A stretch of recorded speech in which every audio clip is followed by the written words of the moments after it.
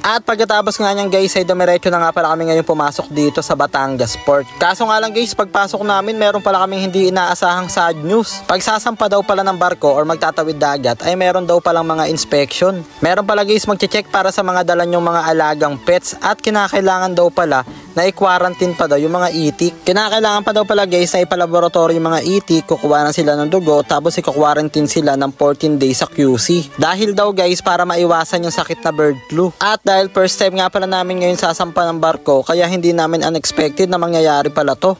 Yun nga guys, meron tayong masamang bad news dahil ngayon dapat pasakay na tayo sa barko, kukuha na tayo ng ticket.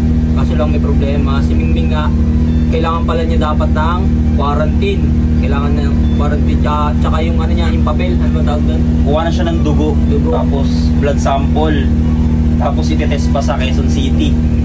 Tapos mag-antay pa ng 14 days kasi kailangan daw negative siya sa bird flu. Oo, sa bird flu. Kasi ano pala yung mga patakaran pala kapag ganitong inter-island. Pasakay ng barko. Kahit sa mga ano, yung mga ASM. Yun, kukuha na siya ng dugo. Ang problema kasi low blood siya. Hindi kasi siya nakain ng talbos. Hindi siya nakain ng talbos. Dahil yun, kumbaga mahabang proseso daw pala pag usama. Antay pa ng mga 14 days, ganun. Kasi yung iniiwasan din namin, kasi kung may bird flu pala, baka pagtawid namin, doon naman siya mahawa. Doon naman siya mahawa. Kaya medyo na ano kami, itawid siya. Yung advice sa atin, anong advice sa atin? Advice sa amin, ipasundo na lang daw talaga para hindi kasi kawawa. Kawawa naman si Mingming.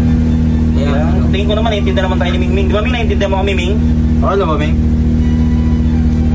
Ay, oo. Oo daw. Ay, oo. Pumakpak sabi niya. Pero ano, meron naman siyang si Mingming naman may ipon, kaya mag-staycation na lang sila ni Jessica. Pag-uwi, siguro. Ano na lang sila? Baby time na lang sila. Baby time na lang sila.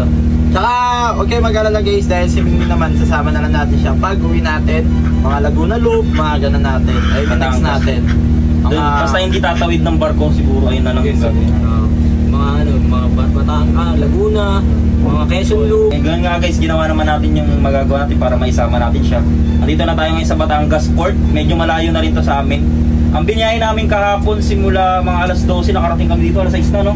Kasi hindi tayo nag-expressway. Dumaan kasi kami guys sa Tagaytay para medyo magagandang view. Bali papasundo na lang namin siya sa kotse guys kay Tito Mar, sa dito namin. Pabalik na siya kay Jessica. Magka-video call na rin sila kanina. Uy, nagkikis! Right? Para sa kanya rin to, parang iniisip namin para sa ano niya na rin kasi baka mamaya para sa kalusugan niya lang din yun. Marami pa naman tayong gagawing gala. Tsaka pasalubungan na lang si Mingming, no? At ayun na nga guys, makalipas ang ilang oras sa paghihintay ay sa bakas dumating na nga rin pala dito ang sundo ni Mingming.